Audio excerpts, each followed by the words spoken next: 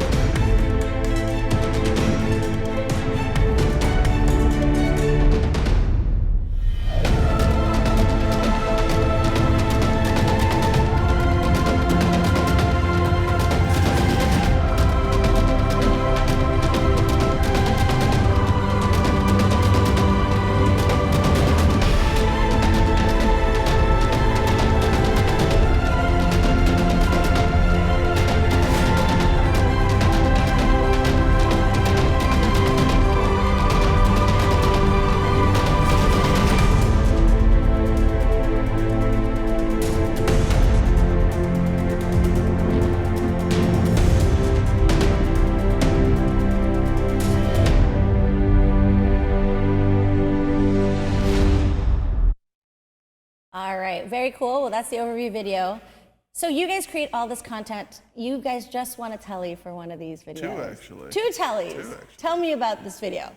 Well, I needed a video to for my class, digital audio production, to showcase boom placement on set. So holding a microphone above the talent and everything. And I'm not much for the long, extended tutorial videos. I wanted something that was kind of quick, funny, to the point, and under 2 minutes or so. And I think we kept it right under 2 minutes. I think it's about like a minute 50 or something like that. And it came out really well. We had two guys from the school act in it, and it came out funny. It was received well. And it's been about 1.5 years now since we shot it. And we're still consistently getting a couple hundred views a week. So we decided to submit it to the Telly Awards in the education, online education, and online tutorial sections. And we won for writing and direction, and one for sound as well. That's really exciting. Yeah. So obviously you guys do this all in-house. This is obviously a great thing that you guys won these Tellys, but why do you think you won it? I mean, obviously the idea, the concept, how it was shot, the it's beautiful. concept and the idea was brilliant. The writing was obviously amazing, like as far as being able to teach and connect again. But I think a lot of it had to do with the extensive pre-production and the collaboration between the team itself. You know, we started off looking at it with more than just one shot, and then we kind of kept just chomping at the bit, and we ended up saying, let's just do one shot, making it as beautiful as possible, and that kept the talent on cue as well. So, you know, they were working together for a month, I think, as well, just keeping going and going and going. So a lot of it was collaboration, a lot of it was the writing, the directing, and I mean, it was just kind of everything came together perfect. Yeah. Well, for somebody who doesn't really understand, I mean, the video is pretty short. So it looks like how much work can really go into this, but how much work did go into this? I think it took us about 6 months or so, and that's from concept to completion. And and about 5 months and 4 weeks of it was, or 5 months, that doesn't make any sense. 5 That's months and 6 3 months. weeks of it was pre-pro. So, Ryan and I would have lunch together, would meet together a couple times a week and just go over it and fine tune it, make sure everything was all our ducks were in a row. And the actual shot itself, when you watch the video, it's literally one shot. And it took us under 2 hours to shoot it. Under 2 hours. I mean, physically set up, shoot it, and teardown was like 3 hours total, I think. Yeah, and that was back then. There wasn't as many instructors here in DCBS, so it was just a small crew of us carrying the equipment upstairs. Everybody helped out, and a few of the film members as well helped. But the fact that within that 6 months, we also looked at how we can connect with other classes as well.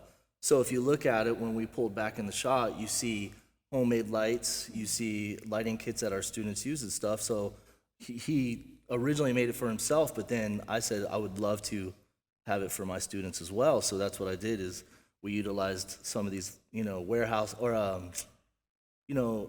hardware store lights and their kid lighting and stuff like that, so they could see that you don't have to spend millions of dollars on lighting gear to be able to create So all the something. gear that you use is the same gear that our students, the DCBS students get. For the most part. And There then was some of the other stuff is just stuff you few- could buy at, a few at small hardware stores. exceptions, but funny enough, the biggest thing that was the audio gear wasn't provided to our students, but our students don't get a boom pole, so we had to improvise there.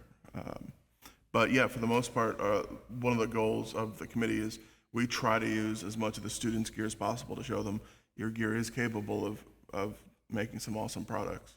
And it's a beautiful, beautiful video. And it's funny, and it's Right. quick and to the point, which I really enjoy. And now I know how to do a boom mic. Right. Yeah. Not really, but What else is crazy about that video, though, that nobody realizes, is that we also shot it on 2 different cameras just to compare. And the one that actually came out and the one that everybody sees is the one that is what our students get, the camera that our students get is the FS100, the Sony FS100. And we shot another piece just like it, or the same exact one, on the Area Alexa, and it was just, we didn't connect, I guess, with it as much as we wanted to, like the FS100 did.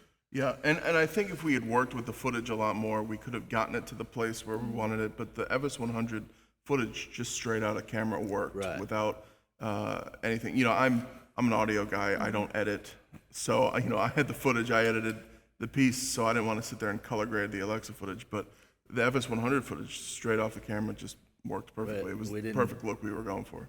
so basically the point of this is you can have an FS100, which may not be as costly as the Alexa, but you can still make amazing Right. videos with it, Exactly. And with proper lighting. that's a huge one, of course.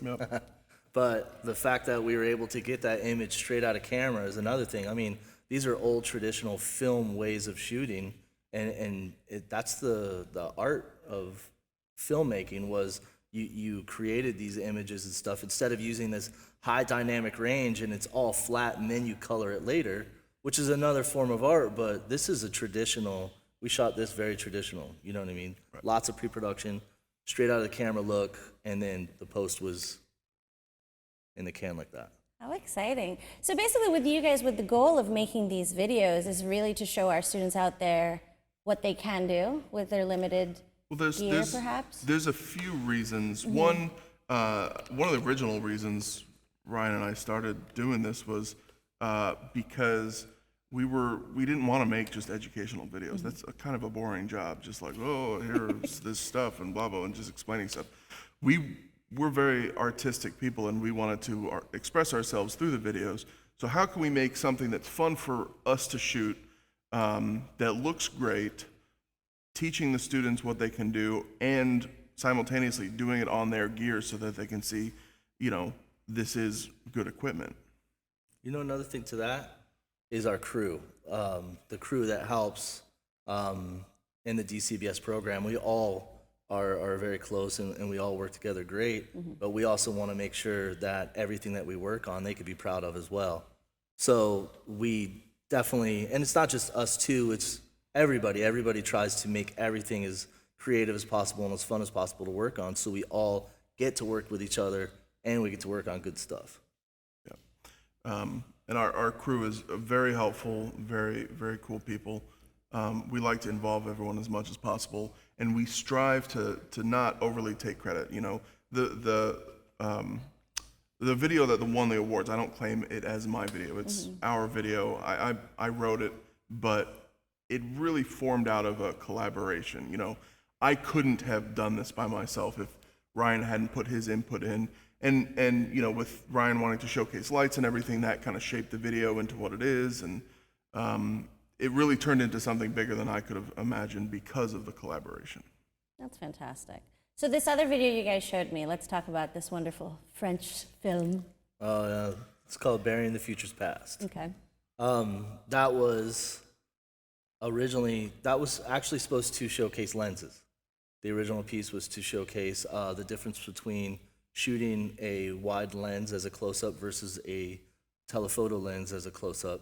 Well, that one kind of did the same thing the mic placement did, where it just turned into a whole nother element. So there were so many metaphors to that piece, and the collaboration of that, we went a different direction as far as the way that film went, where at the time I was studying Scandinavian filmmaking, and they do Who studies Scandinavian filmmaking, Ryan? mainly Scandinavian people, I guess. But Okay.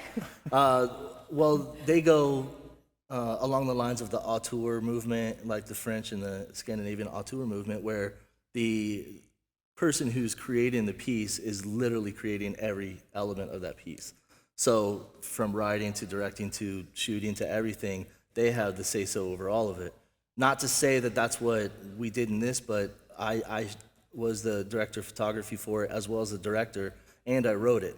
But we all agreed that that would be the best route for me to take, is to do all of that and then have all the support underneath. Well, in that piece, the main elements, the shooting and the lighting, they were for video content, which would be exterior lighting and obviously a lens choice. But then we went into shooting a lot of behind-the-scenes stuff, where we get to teach a little bit about dollies, heavier duty sticks, a little bit more about different cameras like the Alexa and stuff. And I shot 3 different cameras, which was the FS100, the Alexa, and the F65. F65, the Sony F65. And so I could compare all of them. And I could also show everybody that no matter what camera you're using, it's not about the camera, it's about the operator. It's about the person that's creating the piece behind that camera. But when it went into post, we got all the editing done, and the colorist did a phenomenal job coloring it. But then we gave it to Colin for post sound, and then that's where it all literally came together. So again, the whole piece was everybody's doing, and we all got a little bit of something out of all of it. So the best part I think about that piece is that it's very metaphorical. And even if you look at the audio, or he explained why he did specific things in the audio, it was unbelievably metaphorical. You know what I mean? So it's a lot different piece than. I'm gonna have to watch this again. Yeah, there's a lot of stuff inside of it. You know, it's an homage to film, which is where we wouldn't be where we're at now if it wasn't for film. So it was a little like, you know, thank you to film, I guess you could say, since we're going into this digital era and this digital age. So that was the biggest thing, was to give a little bit of an homage. Well, it's very nice that you guys do this, and like you said, you have a lot of collaboration, but for our students who are online and they may not have, you know, 5 great people around them to do this, like what do you suggest for them if they want to create these things like you guys are? Make some friends? Teach your mom how to run camera? On the smaller level of things, you can make a lot of this kind of stuff by yourself if you want to. Not to say that one of these on this level could have been made by yourself, because there's so many little parts that have to come together. Of course. But you know, you can work with a minimal crew, and Ryan and I like that concept, the minimal crew, because there's less organization, less people have to know what's going on. It does cut down on the pre-pro a little bit, but some smaller pieces, you know, if you take some of the movement out, so you don't need a dolly or a dolly grip and everything, then you can start doing this by yourself. But there are also a lot of people on set that are there for support, like, oh, I need this stuff moved here. Just push this a little bit while we're shooting, that, you know, you could really get your friends together and say, hey, you know, train them for an hour or so and kind of rally some people together to help you out. I think past that too, doing a small piece, if you want to step up past that, you know, every single city and every single state has film festivals. They have film commissions. They have film offices. And the first thing that I try to tell all my students is contact the film office. Contact them and just get to know them. Say, hey, how do I learn how to find locations? And they'll go through it with you. They'll just go through, they'll hand you a book, and you can look through different locations. You don't have to do anything except for just ask questions. And then they're going to direct you to other things. And there's so many organizations, too, that you could just go to and have a couple drinks with them or have a lunch and stuff. Like Women in Film is a huge one. They're always having great, you know, get-togethers and stuff just to learn from each other. And, you know, the unions are always doing stuff. It's just, you have to go out there and seek. You have to go out there and just fight for it. And another cool thing is, you know, with our program, DCBS, growing so much, we have a lot of students. I don't know what the number is right now, but we have a lot of students. We have a growing body of graduates, and they all like networking together. And chances are that there's somebody that lives within driving distance of you that has been or is in DCBS that you could reach out to and say, hey, I'm shooting this cool project. Would you like to be a part of it? Yeah. Well, you know, instead of like talking about this, why don't we show them these awesome videos that you guys created? Okay, cool. So we're gonna show the two videos here. We'll show the microphone placement one first, and then the French film that we were talking about. All right. All right. We ready?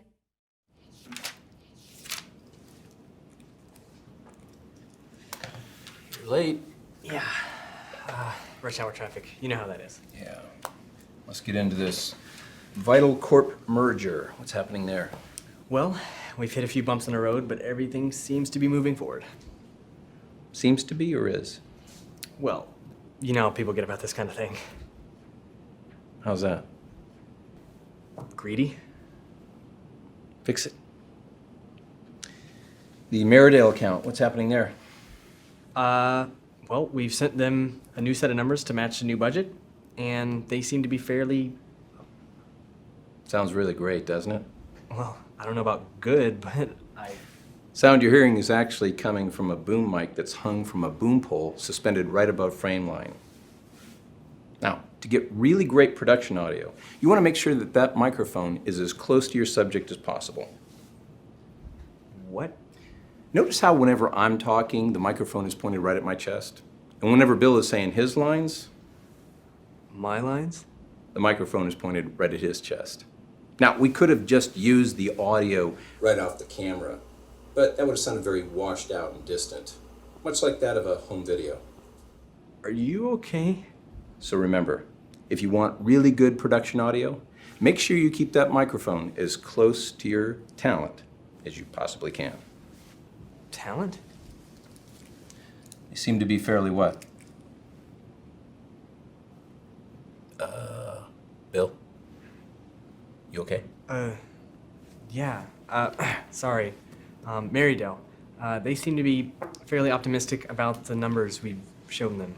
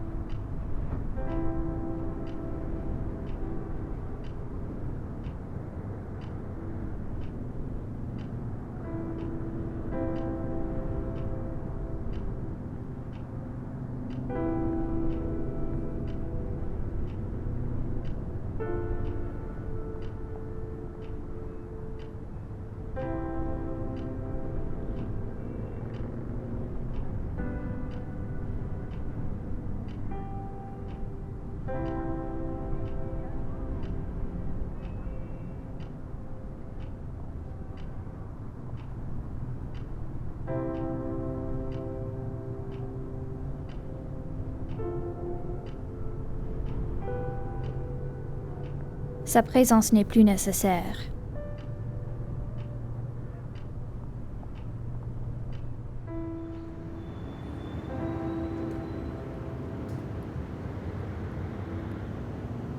Son amour pour elle est devenu la victime de toutes les blagues. gaspillée et son mémoire d'elle, pendant que tous les autres la refusent.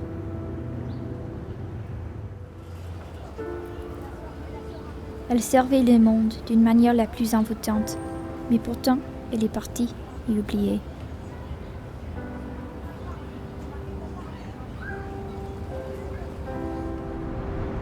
Elle racontait la vérité au monde. Elle permettait au monde de s'imaginer en même temps. Son expression changerait dans une fraction de seconde, tout par des éclairissements et le contraste.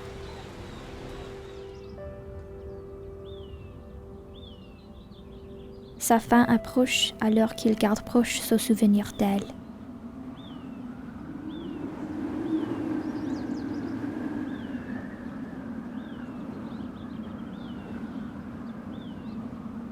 Il n'a pas à être de cette façon.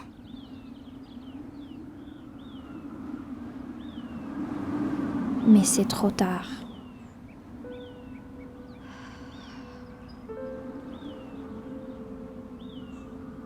Quand on aime quelque chose, on le laisse passer. S'il retourne, c'est inévitable.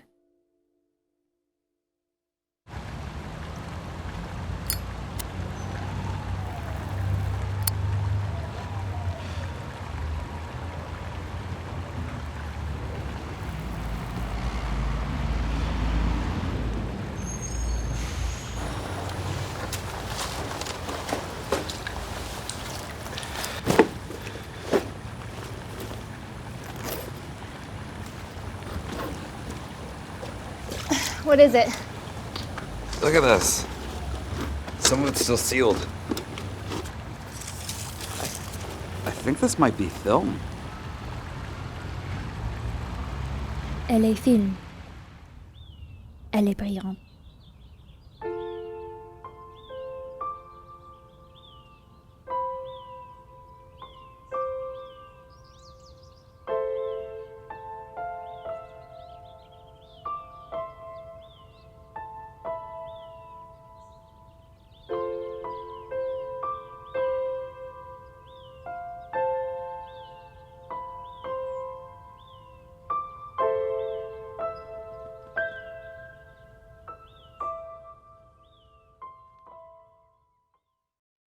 Best videos ever.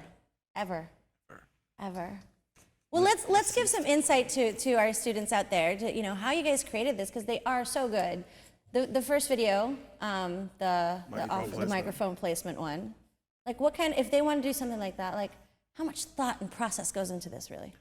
Well, the biggest thing was, it's a single shot, and that's kind of something that I had been obsessed with. I still kind of like the idea. We're gonna shoot another one like that. But I've been obsessed with the one-shot thing for a while. It's just cool to show everything with movement. But the room we were in was kind of tight. We couldn't get a real dolly up there, so we used the Dana dolly, which is a little tiny dolly that goes on rails, and you could see it when the camera pulled way back. And It was a homemade one too. yeah, it was a homemade one. So it was something that I wanted to use because the students can make them with skateboard or roller skate wheels and stuff like that, and just roll it on two. And approximately how much did that cost you to make? Well, the one that we used was a little bit more expensive, but you can make them probably between $40 and $300. Yeah, it was made to support the Alexa, so Right. it had a real Mitchell plate, which is an expensive piece. Right. But if you made it to support the FS100, it wouldn't be that expensive. So the other thing is, the room was really tight, so the camera angle had to be just perfect, and we had conceptualized for a while, what do we want to show, where are things going to be, what camera angle should we be at, and we drew it out on paper probably 100 times to get it down. So when we got in the room, it wasn't really like, let's figure out the shot. It was, all right, let's place the dolly, place the talent, and make sure everything works. And then it was just a little fine tuning from there. That's why it went so fast. Yeah, and the way that my timing on the camera was actually based on the actors' movements. So when he was directing them, he was actually directing me as well. You know what I mean? Right. So So I was listening to him direct them, and then that's how I had to figure out. That was my tuning probably the biggest tuning I had to do. Right, there was that, and we had, by this line, have the camera here, by that line, have it here, at this line, start moving back in, that kind of stuff. Right. So it was pretty intense. And I had an AC. They obviously had to pull focus because we were so much movement. So wherever we landed on what specific line, they had to be pulled and in focus at a specific area as well on the lens. So it was just a lot of stuff going on and on and on. We just kept everybody in the loop the whole time, But for somebody like I don't shoot, so I have no idea. And for me, I'm like, oh, that's got to be easy, but it's not. You guys are telling me all these things, but you guys have years of expertise. So what is it? Just practice, practice, practice? Keep trying. I mean, what are the tips to get to where you guys are? It's a lot of planning, a lot of practice, and a little bit of finesse, and a little bit of skill. Right. Honestly, the planning, like if you plan enough, you can make whatever you want. That's bottom line. Yeah. And of course, there's going to be some major stuff that's going to need a lot of money. But when you're just trying to make some, good pieces of work, just plan it. Plan it for, you write the script, and when the script is done, don't say that you're ready to shoot. Line the script with your shots. Figure out your lenses. Figure out everything if you're not going to utilize someone to shoot it. You know what I'm saying? Like, you just always connect. And another thing that I always suggest is never make meetings. Just go out to lunch, have lunch, and start talking about your day. And they go, hey, I got an idea about this. You know what I mean? Like, make it a part of your life, because that's what it is. It's a lifestyle. And that's what you have to do. You have to make it in conversation. Interesting. A little side note, backtrack here. One of the interesting things about directing this video is that it wasn't just directing the talent, and like Funk said, directing him on the camera, but the audio guy was in the shot, who was actually running our audio today, Andy. He was in the shot, and we had to make sure have your boom pole at this angle so that we actually get you in the shot. The lights had to light the scene, but they also had to be in a specific spot to be in the shot when we pulled it back. And so it was kind of like a bit of a puzzle to get it to all work. Right. But once we got on set, it didn't take too long. Well, that's awesome. So, and now let's talk about this other video, this wonderful French film you guys made, which I still have to watch again. That's beautiful. And you were saying you shot on 3 different cameras? 3 different cameras. And it's flawless. Right. You can't tell. You can't tell. That's unbelievable to So me. one of them's like $100,000 camera, one's an $85,000 camera, and one's like $6,000. You wouldn't know which. And you can't tell. Yeah, and we cheated a lot too. Like, there's parts where I actually shot like just behind a building, some of the close-ups to match what was actually going on in the scene itself. So they were in 2 totally different days, 2 totally different. I mean, I don't even think they were wearing the same thing. Well, it was kind of one of this like, oh man, it would be cool if we had this shot. Okay, let's go out and shoot it. Let's go out back and we'll just shoot it. And sure enough. It's crazy because I actually recognize certain areas in the shots, but I'm like, oh my gosh, if you just put that certain camera angle, now you have no idea where you are. Right. That was pretty impressive. Right, so. And the audio does a lot to fool you too, because here at Full Sail, you're used to what the backlot sounds like. And when you put different audio to it, it kind of transports you a little bit to a different spot. So what's next? What's the next project? Do we know yet? We have a sequel to the microphone placement video that is the craziest thing we've ever tried to tackle. It's going to be difficult. We have not only costumes, but we have lots of props. We have live fire, like a fire pit. We have animals. So all this stuff has to come together. When is this happening? Because I want to be there. We're aiming to shoot in October, but we can't make any promises yet. A lot of things have to come into play. And again, we're going to do this on a limited budget. We're going to do it with what we have at our disposal, and asking favors and pulling strings, and we're going to try to do it on a level that is achievable for a student. Right. Very nice. Well, we have some questions from some people who are watching right now. We have a question from Maureen. It says, why did Ryan choose French for Burying the Future's Past? Well, I chose French, actually. Originally it was going to be Spanish, and it was going to be a male voiceover and stuff like that, and there was actually going to be a male in there. But because things didn't really work out with that, and the whole purpose of going with a foreign language, number one, French is such a beautiful language. It sounds beautiful, and I wanted it to be geared towards an art house, just artistic piece. But I also wanted to show the actual travel of this these two rolls of film or this roll of film from distance-wise. So I started with the French, and then if you notice, the last part was in English. It's because I wanted to show some kind of like travel over that 40 years or whatever. That was the main purpose for it, to give it like a depth or a distance. But when we started talking about doing it in French, the young lady that did it just had this phenomenal, like, just the way that she spoke it when we recorded her voiceover was just amazing. So I was super excited that we switched it from Spanish to French at that point, for sure. Yeah, it would have been a totally different film. Yeah. Absolutely. But I mean, we were just blown away by the VO. Well, Jackie online is asking, what was the difference in crew sizes between the two videos? I think we had like 8 for the first one. And then about 16 probably for the second.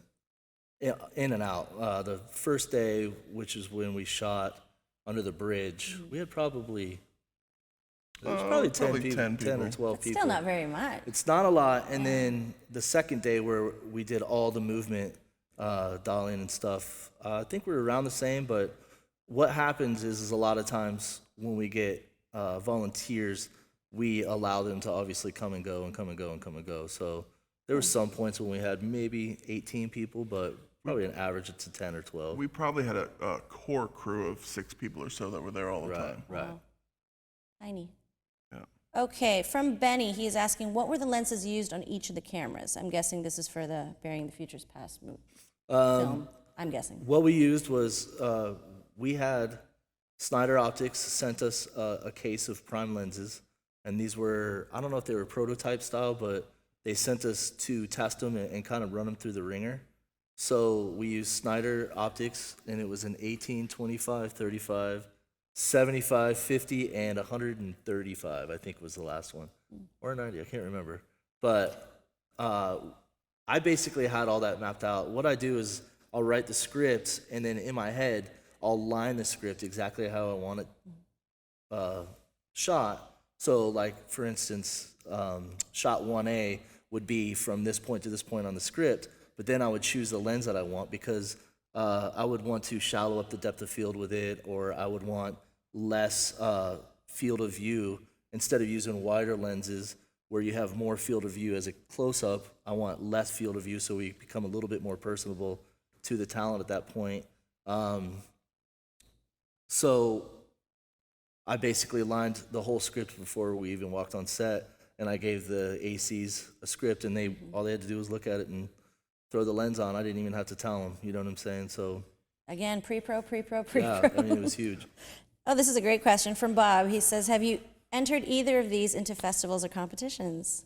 Well, the microphone placement, when we entered into the Tellys, we won 2 Tellys for that. There's the answer. And then the French film has been entered into several festivals. Yeah, it played at the World Arts Film Festival up in Jacksonville.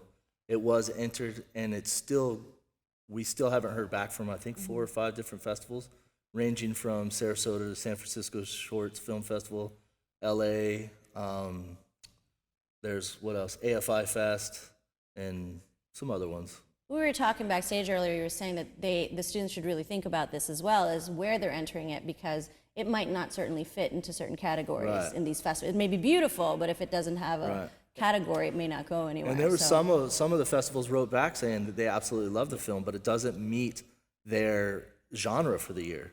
You know what I mean? Like, they might be, Sarasota, I think, was like a sea, I don't know, it was based like beachy kind of scenes and stuff like that. I don't know, something like that. And it, you know, they loved it and they would love to play it, but it doesn't match their. You had a river in there. Right, I know, right? You know? Oh, well. So, like, the Florida Film Festival is always based on food, like local foods and stuff like that. So, you know, if you try to gear towards those genres, and what that does is that collects the demographic, and then that's the demographic that you want to try to connect with.